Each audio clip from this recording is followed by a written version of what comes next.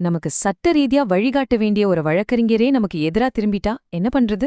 நினைச்சு பார்க்கவே ரொம்ப குழப்பமா, மன அழுத்தமா இருக்கு இல்லையா? ஆனா கவலைப்படாதீங்க.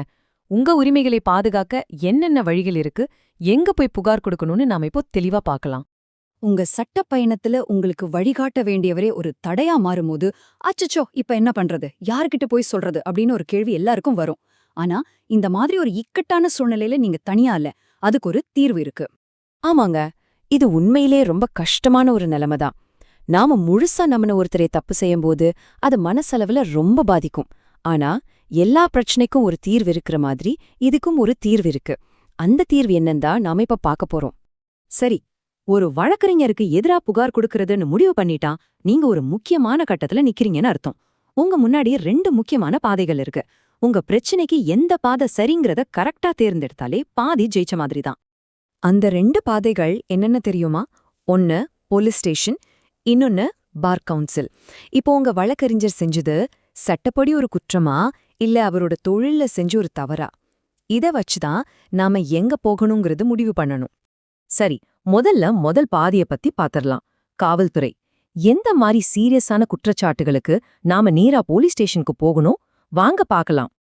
உங்க வழக்கறிஞர் ஒரு கிரிமினல் குற்றம், அதாவது சட்டப்படி தப்பான ஒரு காரியத்தை செஞ்சிருக்காருனா நீங்க போக வேண்டிய இடம் போலீஸ் ஸ்டேஷன் தான். உதாரணத்துக்கு ஃபோர்ஜரி, அதாவது போலி டாக்குமெண்ட்ஸ் ரெடி பண்றது, உங்க பணத்தை வாங்கி ஏமாத்துறது, இல்லனா உங்க மேல கை வைக்கிறது. இந்த மாதிரி ஏதாவது நடந்திருந்தா கொஞ்சம் கூட யோசிக்காம புகார் கொடுங்க.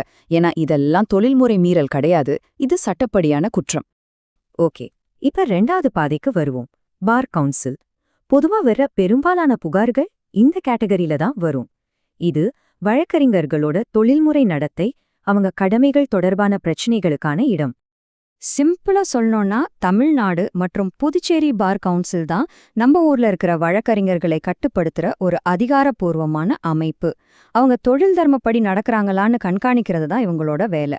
சோ உங்க வழக்கறிஞர் தன்னோட கடமையே சரியா செய்யலைன்னா நீங்க அணுக வேண்டிய இடம் இதுதான். சரி, எந்த மாதிரி காரணங்களுக்காக பார் கவுன்சிலுக்கு போகலாம்? உங்க பணத்தை அவர் தவறா கையாண்டா, இல்ல உங்ககிட்ட ரொம்ப அநாகரிகமா நடந்துகிட்டா, கோர்ட்ல உங்களுக்காக சரியா வாதாட தவறுனா, இல்ல ஒரு வழக்கறிஞரா அவர் செய்ய வேண்டிய கடமைகளை செய்ய தவறுனா, இந்த மாதிரி தொழில்முறை மீறல்களுக்கு நீங்க இங்கேதான் புகார் கொடுக்கணும். நீங்க புகார் கொடுத்ததுக்கு அப்புறம் என்ன நடக்கும், நம்ம புகார் அவங்க கண்டுப்பாங்களா மாட்டாங்களான்னு ஒரு சந்தேகம் வரும் இல்லையா? கண்டிப்பா கவனிப்பாங்க. இத விசாரிக்கிறதுக்குன்னே ஒரு முறையான செயல்முறை இருக்கு. அது என்னன்னு இப்ப பார்க்கலாம். இந்த ப்ராசஸ்ல மொத்தம் 4 படிகள் இருக்கு. ஸ்டெப் 1, நீங்க உங்க புகாரை சப்மிட் பண்ணுவீங்க. ஸ்டெப் 2, பார் கவுன்சிலோட ஒழுங்கு நடவடிக்கை குழு உங்க கேஸ விசாரணைக்கு எடுத்துப்பாங்க. ஸ்டெப் 3, அந்த கமிட்டி ஒரு முழுமையான விசாரணை நடத்தும். கடைசியா ஸ்டெப் 4, நீங்க சொன்ன குற்றச்சாட்டு உண்மைன்னு நிரூபிக்கப்பட்டா அந்த வழக்கறிஞர் மேல கண்டிப்பா கடுமையான நடவடிக்கை எடுப்பாங்க. ஆக இதுல ரொம்ப ரொம்ப முக்கியமான விஷயம் என்னன்னா, உங்க பிரச்சனை என்னன்னு கரெக்டா புரிஞ்சுக்கிட்டு சரியான இடத்தை தேர்ந்தெடுக்கிறது தான். அது ஒரு கிரிமினல் குற்றமா இல்ல தொழில்முறை தவறான்னு நீங்க தெளிவா இருந்தா போதும். காவல் நிலையமா இல்ல பார் கவுன்சிலான்னு முடிவு பண்ணி சரியான முதல் அடியே எடுத்து வைக்கலாம்.